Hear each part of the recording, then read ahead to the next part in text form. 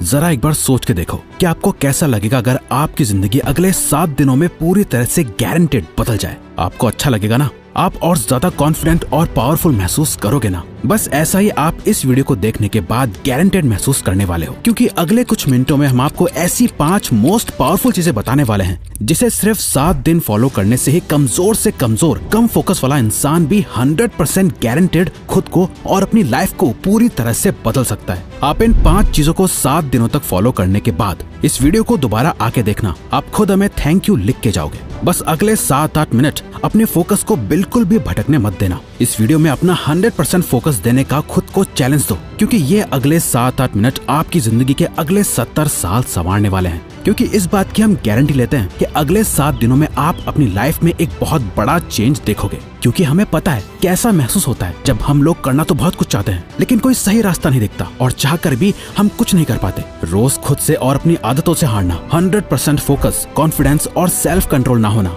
लोगों के बीच इंपॉर्टेंस नहीं मिलना, दूसरों की नजरों में क्या खुद की नजरों में खुद के लिए रिस्पेक्ट ना होना और इतना पावरफुल ना होना कि हम जो सोचें वो कर पाए, या कोई हमसे कुछ फालतू बोलने से पहले 10 बार सोचे।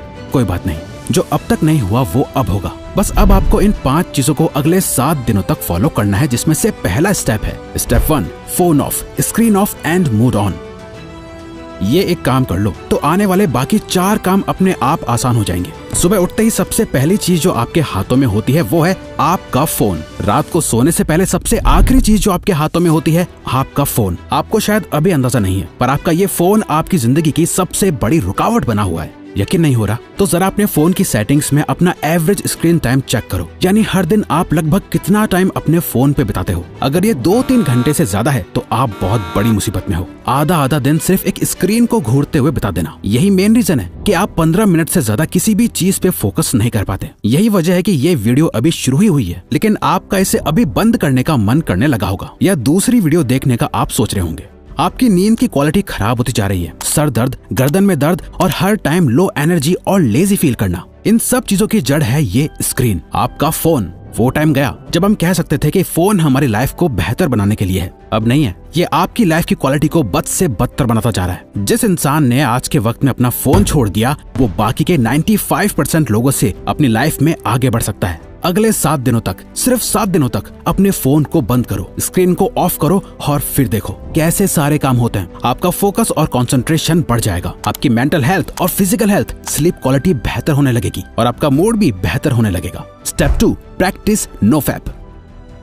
नो फैप एक मिथ है, क्या ये सच में काम करता है? मैस्टरबेशन करना हेल्दी है या नहीं? बहुत से सवाल हैं, जवाब बस एक, इतना मत सोचो वरना सोचते ही रह जाओगे और कुछ कर नहीं पाओगे। नो फैप करने से बेनिफिट होते हैं या नहीं, इसे जानने का सबसे बेस्ट तरीका है खुद इसे प्रैक्टिस करके देखना। इसलिए हम भी आपको कुछ नहीं बता रहे, क्योंकि हम चाहते हैं कि आप खुद इसे प्रैक्टिस करो। इसे करने का पर्पस सिर्फ ये है ताकि आप सेल्फ कंट्रोल मास्टर कर सको। कहा था ना, आप कंट्रोल खो चुके हो। इंस्टाग्राम पर एक हॉट मॉडल देख ली, दोस्त की भेजी हुई वो रील देख ली, या फिर सिर्फ किसी की खूबसूरती अच्छी लग गई, फिर चाहे दिन हो या रात, ना टाइम देखा जाता है ना माहौल, बस अपना फोन हाथ में लिए चल देते हैं बाथरूम में।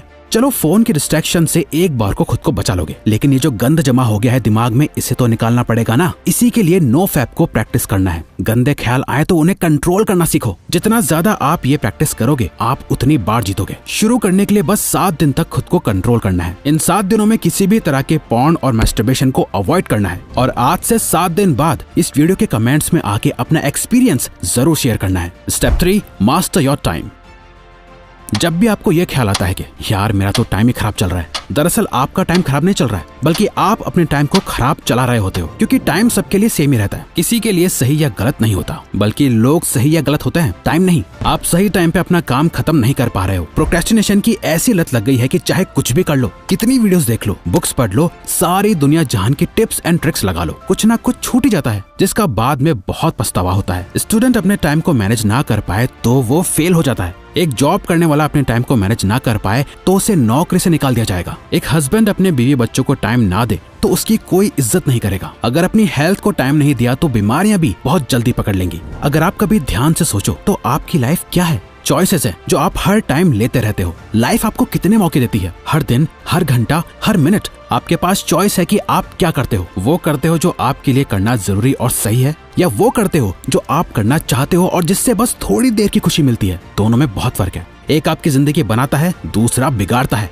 इसीलिए अगले 7 दिन अपने दिल की कम और दिमाग की ज्यादा सुनो। हर चीज का एक टाइम फिक्स करो, किस टाइम पढ़ना है, किस टाइम काम करना है, किस टाइम उठना है, किस टाइम सोना है। अपने 24 घंटों का एक रूटीन बनाओ। अपने टाइम का कंट्रोल अपने हाथों में लो और सबसे इंपॉर्टेंट, सुबह के 4 घंटे में अपना फोकस डाल दो। ये पूरे दिन का सबसे बेस्ट टाइम है। फिर चाहे मन हो या ना हो, जो काम जब करना है उसे करके खत्म कर दो। सारा खेल टाइम का है। जिसने अपना टाइम कंट्रोल कर लिया, उसकी लाइफ उसके कंट्रोल में आ जाएगी।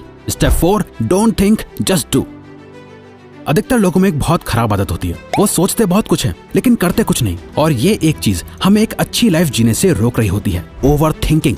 जरा इमेजिन करो, आपको एक पानी से भरा हुआ गिलास दिया गया है। आपको उस गिलास को अपने एक हाथ को ऊपर करके पकड़ के रखना है। अब अगर आप इस गिलास को 1 मिनट तक पकड़े रखोगे तो कुछ पता नहीं चलेगा, पर अगर आप इस गिलास को 1 घंटे तक अपने हाथ में यूं ही पकड़े रहोगे तो ये गिलास इतना ज्यादा भारी लगेगा कि आपका हाथ दुखने लगेगा। और अगर आप इसे पूरे दिन पकड़े रहोगे तो ये गिलास आपके लिए इस दुनिया की सबसे भारी चीज हो जाएगी। पानी के गिलास का वजन कभी चेंज नहीं हुआ, पर आपने इसे जितनी देर तक पकड़े रखा, ये उतना ही भारी होता चला गया। ओवर थिंकिंग इसी पानी के ग्लास की तरह काम करती है। अगर आप नॉर्मली किसी चीज के बारे में सोचो तो इतना फर्क नहीं पड़ेगा, पर अगर आप ज्यादा सोचने लगो तो ये आपको परेशान करने लगेगी। वहीं अगर आप एक ही चीज के बारे में पूरा दिन सोचोगे तो आपके हाथ की तरह आपका ब्रेन दर्द और थका हुआ फील करने लगेगा। जहाँ आप में कुछ भी करने की एनर्जी नहीं होगी, आपके मोटिवेशन लेवल गिर जाएंगे, आप एंग्शियस और डिप्रेस्ड फील करने लगोगे। ओवर थिंकिंग चेंज के ऑपोजिट काम करती है। अगर आप खुद को बदलना चाहते हो तो इस आदत को खत्म करना पड़ेगा। इस चैलेंज के 7 दिनों में एक सिंपल ये ट्रिक अप्लाई करो। जब भी आप खुद को ओवर थिंकिंग करते हुए पाओ तो 5 सेकंड के लिए अपने दिमाग को वहीं रोक के अपने दिमाग में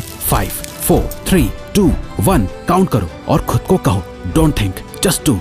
अपनी ओवर थिंकिंग को रोक दो, जिसे मेल रॉबिन्स का 5 सेकंड रूल कहा जाता है। और बस जो काम कर रहे थे उस पे वापस लग जाओ। अब जितना ज्यादा अपने काम में बिजी रहोगे, आपकी ओवर थिंकिंग अपने आप कम होती जाएगी। वो कहते हैं ना, खाली दिमाग शैतान का घर। इसीलिए अपने आप को बिजी रखो, खुद को कुछ सोचने का मौका ही मत दो, क्योंकि जितना सोचना था सोच लिया। सोचने से कुछ नहीं बदल रहा है, अब बारी है एक्शन लेने की। Step 5, become thoughtless.